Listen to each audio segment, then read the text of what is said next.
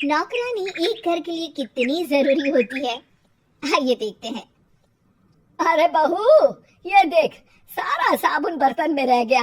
ये नौकरानी कोई काम नहीं करती, गंदा काम करके चली जाती है और ढेर सारा पैसा ले जाती है।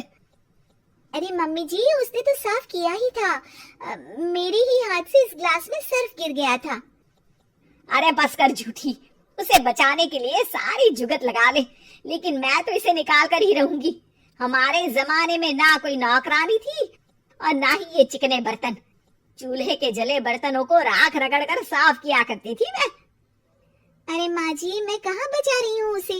और वैसे भी आजकल नौकरानी जरूरत नहीं, स्टेटस सिंबल बन गया है। अब आप बताओ, मैं मुन्ना को नीचे घुमाने ले जाऊं तो लोगों से क्या बोलूं? झाड़ू पोछा खुद लगा रही हूँ। लोग सीधा यही पूछते हैं कि कौन सी नौकरानी काम कर रही है तेरे घर पर। अरे बस कर, ये भी कोई बात होती है? मम्मी जी, आप नहीं समझेंगी। शाम को नौकरानी घर आकर काम कर ही रही होती है कि सास को कहती है, माँ जी एक बात बोलूं, बुरा न मानना। अरे वैसे तो मुझे तेरी शक्ल ही पसंद नहीं है, बात क्या खाक पसंद आएगी। अरे माँ जी, सुन तो लीजिए क्या कह रही है। तो मैंने कौन सा उसका मुंह पकड़ लिया है? अरे माँ जी, वो लाल साड़ी पहनती हो ना, ना पहना करो। सास का गुस्सा अब तो 7वें आसमान पर होता है। अरे वाह जी वाह, क्यों ना पहना करूं? और तू होती कौन है ये बताने वाली कि मैं क्या पहनूं क्या ना पहनूं? अरे माँ जी, पूरी बात तो सुन लो, वो बोलना क्या चाह रही है। अरे बुरा न मानो आंटी जी। अरे कौन है आंटी? अपनी उम्र देखी है तूने? 2-4 साल ही छोटी होगी मुझसे और मुझे आंटी बोल रही है। बहू सर पर हाथ रख लेती है। अरे अच्छी खासी उम्र दराज हूँ और आंटी ना बोलूं? मैं तुम्हारी बहू से भी 4 साल छोटी हूँ। क्यों दीदी? बोलती भी क्या, एक तरफ सास यानी पति की माँ, तो दूसरी तरफ नौकरानी जिसके बिना घर का काम नहीं चल सकता। वो दरअसल माँ जी की शादी भी बहुत जल्दी हो गई थी ना। अच्छा ये झगड़ा छोड़ो, ये बताओ तुम माँ जी को लाल साड़ी पहनने से क्यों मना कर रही हो? वो ना, इनकी उम्र की सारी औरतें सोसाइटी में इनके लिए बात करती हैं कि तुम्हारी सास बुढ़ी घोड़ी लाल लगाम है। बहू को ये सुनकर गुस्सा आ जाता है। अरे वाह वाह, कौन बोलता है जी?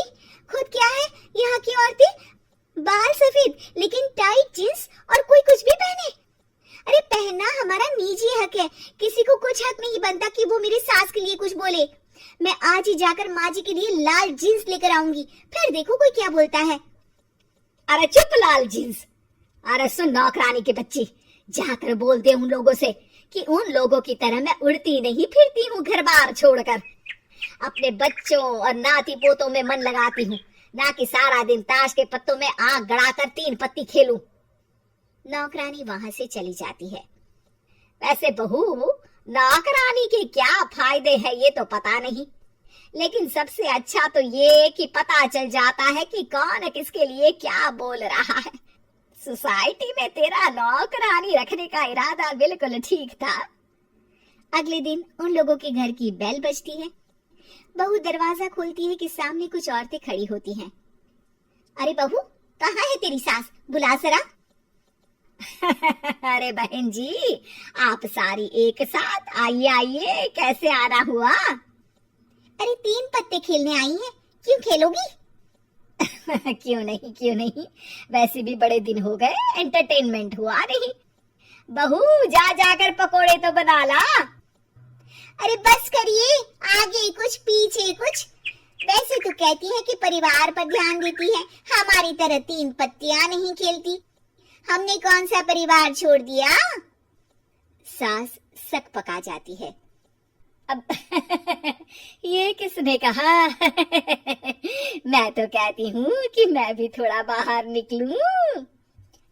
आपने ही तो कमला नौकरानी से ये सारी बात की थी।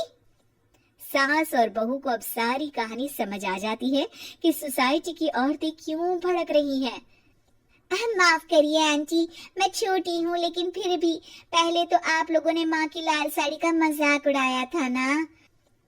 हाँ हाँ उड़ाया था, लेकिन उससे पहले तो तुम लोगों ने हमारी जीन्स के बारे में बात की थी। अरे क्यों ना पहने हम जीन्स, तुम्हारे पैसों की थोड़ी ना है। सास और बहू सर पकड़कर बैठ जाती है। देखा बहू, ये खेल कर गई तेरी नौकरानी, यहाँ की बात वहाँ तो वहाँ की बात यहाँ। दोनों किसी तरह औरतों को समझा बुझाकर घर भेजती है और कसम खाती है कि नौकरानी को नौकरानी ही रहने देंगी।